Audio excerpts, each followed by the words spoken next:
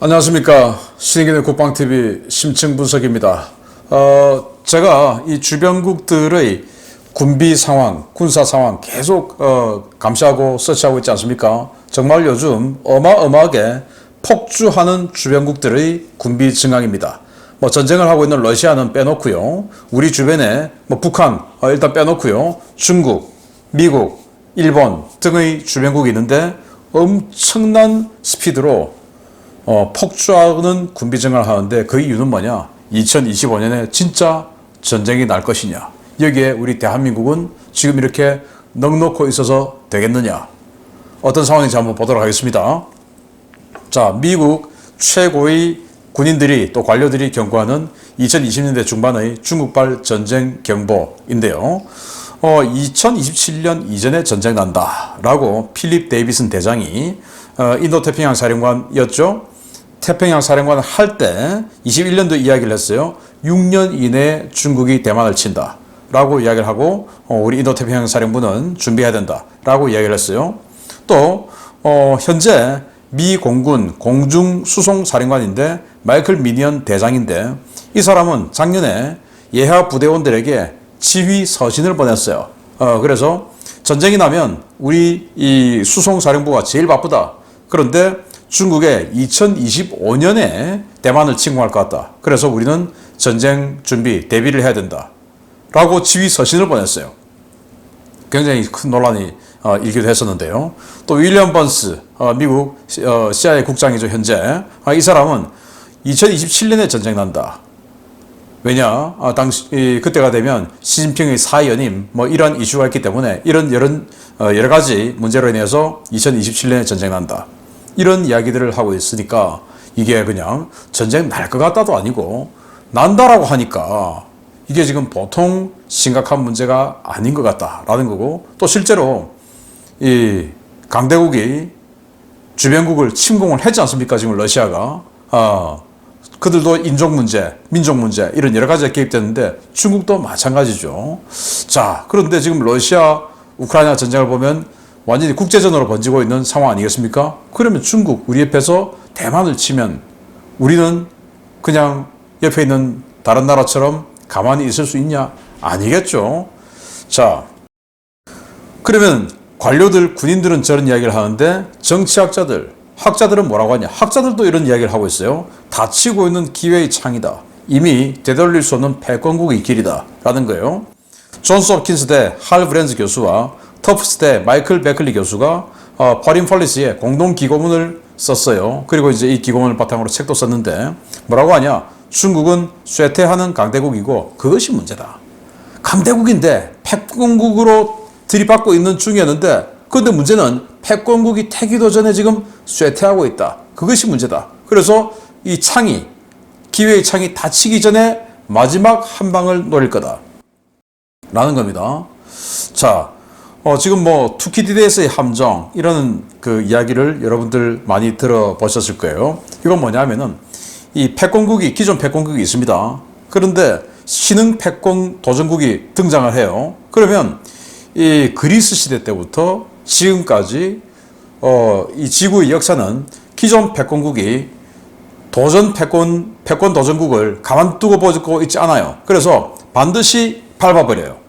밟다가 실패하면 이제 패권이 뒤집혀지는 거고, 밟는데 성공하면 패권을 유지하는 거고, 그래서 반드시 도전자를 기존 패권국이 친다라는 건데, 기회의 창은 뭐냐? 패권국이 도전자를 치기도 전에 이 도전자가 쇠퇴하니까 마지막으로 한번 뭔가를 도모해본다 이거예요. 그게 바로 2차 대전 태평양 전쟁의 일본입니다. 완전히 태평양 전쟁 발발 직전에 일본과 판박이에요. 중국이 전쟁을 일으켜야 하는 이유, 일본 똑같다. 뭐냐? 당시 도조 히데키 수상이 뭐라고 하면서 전쟁을 일으켰냐? A, B, C, D 포위망이다. 지금 우리에게. 그러니까 A는 아메리카죠. B는 당시 말레이 반도를 식민지화하고 있던 브리탄, 영국이죠. C는 중국, 차이나. 그리고 D는 인도네시아를 동인도 회사를 경영했던 더치, 그러니까 네덜란드죠. 이래서 A, B, C, D 포위망으로 우리 일본을 에워싸서 더 이상 발전을 못하게 막고 있기 때문에 지금 이대로 가면 우리는 망한다. 그러니 이걸 끊어내야 된다. 그래서 이제 진주만 공습을 하면서 태평양 전쟁이 발발하는 상황이 됐고, 그 ABCD 포위망이라는 걸 일본이 지어낸 말입니다. 그렇게 해서 기회의 창이 닫히기 전에 쳤는데 완전히 그냥 망해버렸죠.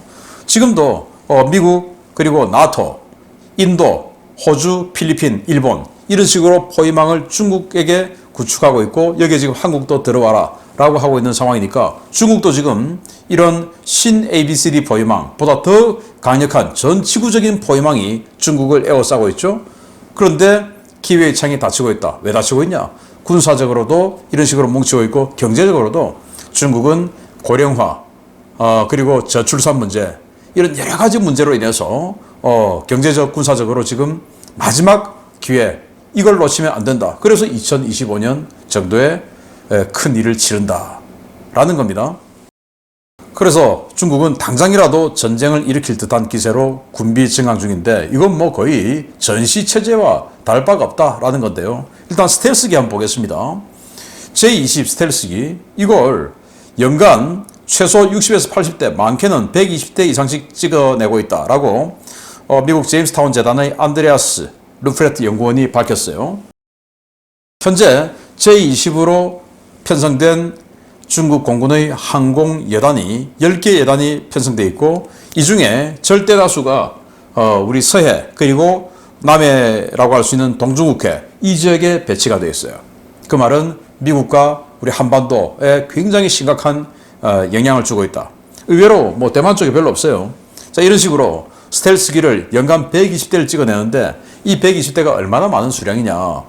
지금 미국이 F-35 생산하고 있죠. F-35의 연간 최대 생산량이 120대입니다. 그럼 미국도 120대인데 여기도 120대인데 그게 뭐 아니에요. 미국은 상해들만 쓰는 게 아니고 우리 한국에 팔고 유럽 여러 나라 동맹국에 다 팔고 하죠. 그거 다 합쳐서 120대.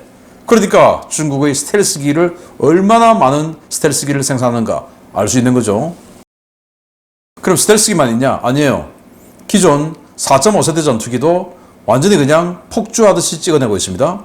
중국이 독자 설계한 J-10C 전투기, 이거 이제 J-10C 버전에 와서는 4.5세대 에이서 레이더를 장착했죠. 이걸 연평균 100대 이상씩 생산하고 있고, 현재 700대 이상을 보유하고 있는데 매년 100대 이상씩을 찍어내고 있습니다. J-11, 이거 440대를 가지고 있는데 이거 구형이에요. 이걸 지금 연간 30대 이상씩 신형 4.5세대 버전으로 에이사 레이더 그리고 신형 엔진 교체하는 이 작업을 하고 있습니다. 그래서 구형 전투기를 완전히 최신형으로 30대씩 지금 업그레이드를 하고 있죠.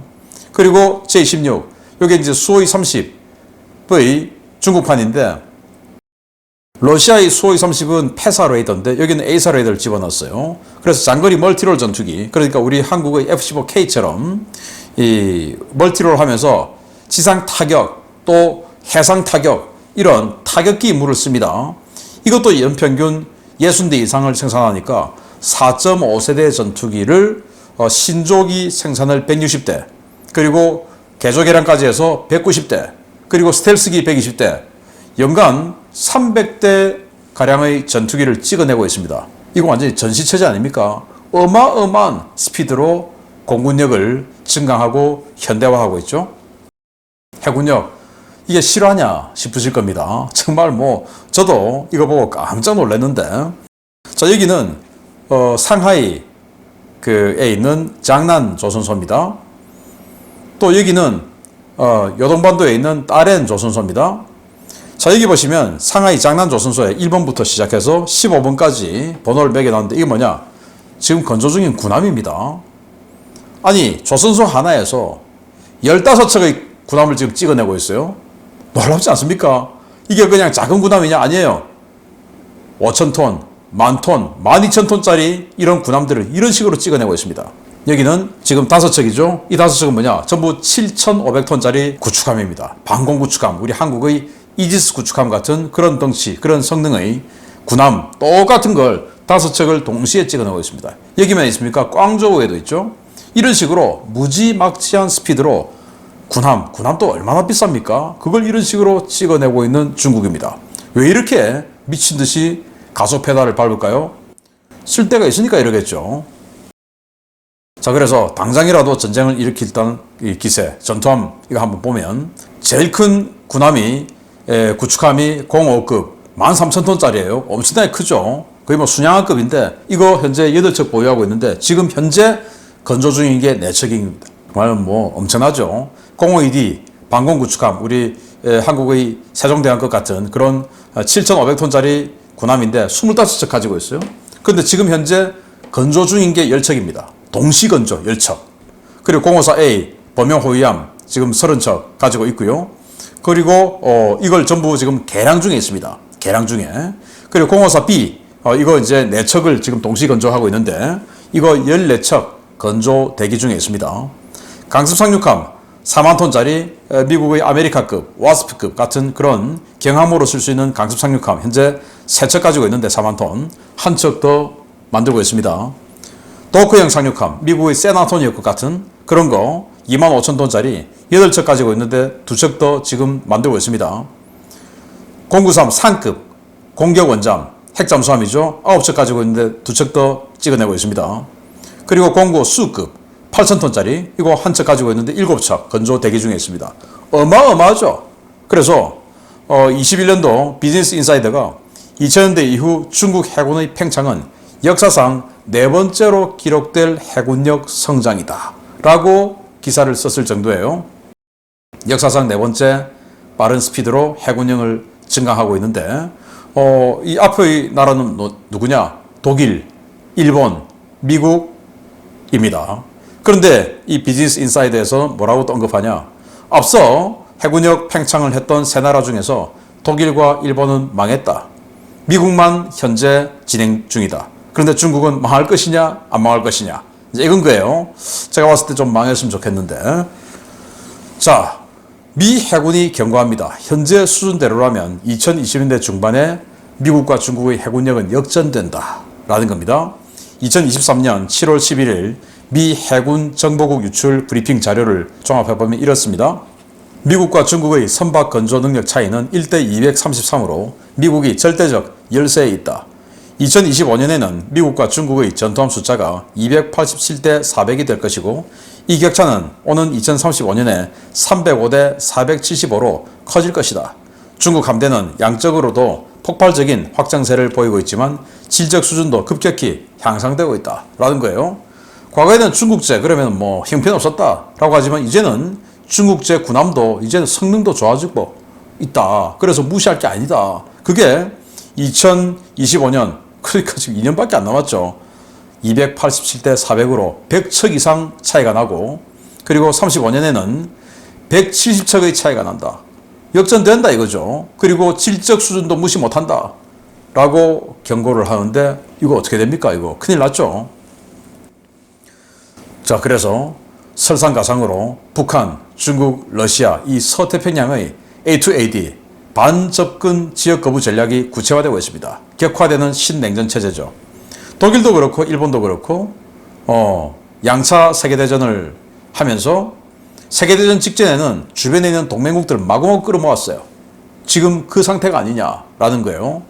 지금 현재 7월 말까지 동해에서 23년도 해군연합훈련을 하고 있습니다. 동해에서.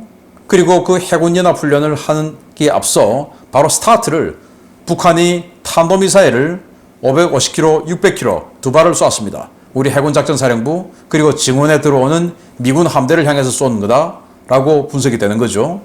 그래서 군비를 증강하고 있는 이 나라가 호전성이 없거나 싸울 의지가 없으면 별게 아닐 수 있는데 여기는 지금 아주 호전적으로 세력을 확장해 나가면서 싸울 의지가 넘친다 이거예요. 이게 문제다. 그래서 신냉전 완전히 지금 블록화가 되고 있는데 우리 대한민국 지금 사실은 이래서는 안 됩니다. 그러다 보니까 미국도 이제 겁나죠. 긴장이 확 되죠. 트럼프 시대만 하더라도 이 정도까지는 아니었어요. 그냥 트럼프 시대는 지금 중국이 미래에 심각한 위협이 올 거야. 그러니까 중국 경제적으로 고립시키고 디커플링하고 그리고 군사적으로도 계속 제한을 걸어야 돼. 그래서 우리 해군력을 조금 더 높여야 돼. 라고 해서 350척의 유인 전투함, 잠수함 해서 다 포함이죠. 그리고 150척의 덩치 큰 무인 전투함, 이렇게 해서 500척 체제의 군함으로 간다. 그런데 이제 350척이 유인 전투함이다 라고 했고, 그걸 이제 바이든 정부도 계승해 왔는데 그게 불과 4, 5년 전 아닙니까? 그런데 불과 몇 년 만에 시진핑이 3년임에 들어가면서 완전히 지금 페달을 급가속을 해버리니까 이거 완전 급발진이죠. 그러다 보니까 미국이 아이 큰일 났다 해서 정부 주도로 계획을 바꾸어요. 어떻게 바꾸냐? US NI 뉴스가 보도를 했는데요. 해군의 현재 가용 군함 숫자는 299척으로 바이든 행정부의 국가 안보 전략을 이행하는 데 있어 80척 이상이 부족하다. 최근 의회에 제출된 기밀 보고서에 따르면 해군에는 381척의 군함이 필요하며 해군은 381척 규모의 미래 전투력 목표를 결정했다. 이는 지난해 해군이 보고한 하이브리드 함대 계획의 350척보다 31척 늘어난 규모이며 무인 함정은 이 계획에 포함되어 있지 않다. 그래서 2045년까지 지금 계획한 것보다 추가로 31척을 더 늘려야 된다. 왜? 중국 때문에 라는 거예요. 그래서 이 미 해군이 정부에 이렇게 보고했고 정부는 오케이 이렇게 가야 되겠다 라고 하고 지금 의회에 이제 돈을 가지고 있고 승인해 주는 게 또 의회니까 의회에 이걸 지금 안을 보내놓은 상태입니다. 미국도 지금 갑자기 쫄리는 거죠. 바이든 정부 그러면 군비 증강을 안 하는 정부인데 거기에서 지금 이 정도니까 얼마나 긴장이 왔으면 이렇게 10% 정도를 늘리는 계획을 세울까요? 자, 그래서 양적 팽창을 추진 중인 미 해군도 단기간에 대량 건조 이제 하자 안 되겠다라고 한 거예요. 컨스텔레이션급. 미국은 지금 현재 가장 작은 전투함이 알레이버급 이지스 구축함 아니겠습니까? 그런데 너무 비싸. 그래서 적당히 중국 해군 군함 정도 이길 수 있는 딱 그 정도 수준인데 좀 싸게 만드는 거. 그 정도 한번 해보지 않을까? 알레이버 같은 경우는 뭐 MD도 하고 다 하는데 MD는 좀 안 되더라도 중국 해군 군함은 이길 수 있는 이 정도 한번 만들어보자. 가격이 싼 거. 그렇게 싸야 많이 만들지 않냐 해서 컨스텔레이션이라는 클래스를 구상을 했어요. 그래서 이탈리아의 핀칸티에리 조선소하고 이제 협업을 해서 대량 건조를 하는데 올리버 해자드 페리급과 LCS를 대체하기 위해 대량 건조될 예정인 미 해군 신형 이지스 호위함입니다. 이탈리아 핀칸티에리와 이 브링급 설계를 바탕으로 스파이6 레이더를 결합한 형태로 건조되며 2022년 8월 초도함 기공을 시작으로 26년 1번함 취역이 예정되어 있습니다. 20척 건조가 확정되었고 9척 옵션 계약이 걸려 있으며 미 해군은 연간 4척 이상을 건조할 것을 요구 중이고 6척을 건조할 것을 권장하고 있습니다. 급하다 이거죠. 그래서 이거 29척을 만듭니다. 알레이버크급과 별개로 알레이버크급 대체하는 거, 알레이버크를 가지고 또 이 타이콘데로가 대체를 또 같이 하지 않습니까? 그거와 별개로 이 새로운 클래스를 만들어서 29척을 만들자. 그래서 이 해역함대 알레이버크의 그 부하를 좀 줄여주자 라고 해서 29척을 더 들어가는 겁니다. 일본도 국방비를 지금 갑자기 2배로 늘리죠. 그래서 일본은 기존에 가지고 있던 대형, 중대형 군함에 더해서 소형 군함도 중대형화 해나갑니다. 그래서 현재 모가미급 5,000톤 이상의 군함이죠. 아주 성능 좋은 모가미급 12척. 그리고 모가미급을 또 더 뛰어넘는 신급이라고 하는 새로운 진짜 신급이라고 하는 이런 군함을 또 만드는데 23년 5월 17일 날 네발뉴스가 보도했습니다. 일본 방위성이 미쓰비시 중공업과 재팬 마린 유나이티드와 신급 호위함 설계 계약을 체결하고 다음 회계 연도부터 건조하기로 했다. 새 호위함은 10척이 건조될 예정이다. 6,000톤 이상의 군함을 10척을 더 찍어내겠다. 딱 봐도 지금 성능 좋게 생겼죠. 모가미급 12척과 별개로 이거 10척 더 하겠다. 그리고 또 있죠. 차기 구축함 07DD. 기존에 지금 가지고 있는 무라사미급, 다카나미급 이런 것들을 완전히 대체해서 거의 뭐 7,000톤 이상의 덩치로 키우는 차기 구축함 이거 성능도 얼마나 더 좋아지겠습니까? 14척을 찍어낸다. 그래서 일본도 해군력 증강 완전히 폭주 상태에 들어갔고 이와 별개로 무인 함정, 무인 무기 이런 것들은 완전히 그냥 일본은 여기에 꽂혔어요. 무인에. 왜? 병력 모집이 안 되니까. 27만 명의 자위대를 만들려고 하는데 아무리 홍보를 해도 24만 명을 넘지를 못해요. 24만 몇천 명 계속 움직이고 있습니다. 그러니까 일본은 전력은 늘려야 되겠는데 병력이 들어오지 않으니 그러면 무인화를 가야지 해서 이런 유인 무기와 별개로 무인 무기에 어마어마한 투자를 또 해나가는 게 일본입니다. 자, 그런데 이렇게 안보 환경은 급변하는데 중국의 완전히 급발진으로 인해서 미국도 일본도 저렇게 같이 가속 페달을 밟는데 그 사이 중간에 딱 끼어 있는 우리 대한민국은 뭐 5년 전에 만든 국방 중기 계획 그만 중기 계획 이러니까 계속 그만 따진다. 아니 미국도 5년 전 계획이 지금 안 맞아서 또 가속 페달 새로 밟는데 일본도 갑자기 올해 들어와서 안 되겠다 국방비 2배로 올리자 라고 하는데 한국은 아직도 중기 계획에 안 태워져 있으니까 이런 타령만 하고 있어서 되겠냐 이겁니다. 그래서 지금 국방혁신위원회 생겼죠. 그 군사 계획은 이건 국가 전략이에요. 국방부에만 맡겨놔서는 안 되는 거예요. 일본도 미국도 그리고 중국도 정권 차원에서 정부 전체의 의지가 모여서 되는 일이지 하고 있는 일이지 국방부가 하는 일이 아니다 이겁니다. 국방부는 그럴 능력 없어요. 어떻게 국방부 혼자서 일본도 그렇고 미국도 그렇고 중국도 그렇고 저런 일을 해낼 수 있습니까? 안 되는 거죠. 우리도 국방부는 못합니다 그거를. 그래서 정부가 국민과 의지를 뜻을 모아서 해나갈 수밖에 없다.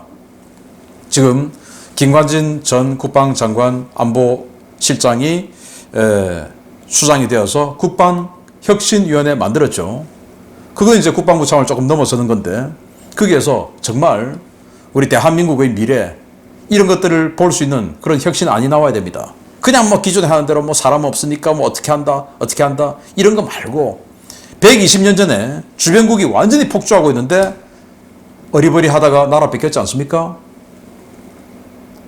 지금 우리의 적은 북한이니까 오직 북한만 보고 그래서 안 된다. 북한과 주변국을 같이 보는 이런 혁신이 필요하다. 맞지 않습니까? 그래서 새로 결성된 국방혁신위원회에서는 주변국의 이런 급발진 군비 증강에 맞추어서 뭐 우리도 신냉전 체제에서 한미일 군사협력 그리고 나토와의 군사협력 강화 이거는 외교적인 문제고 그 외에 군사 전력 문제에 있어서 이 혁신 전 정부의 의지, 국민의 의지를 모아서 이 혁신안을 만들어내야 된다. 중기계획 타령만 해서는 안 된다라는 제안을 꼭 드리고 싶습니다. 마치겠습니다. 감사합니다.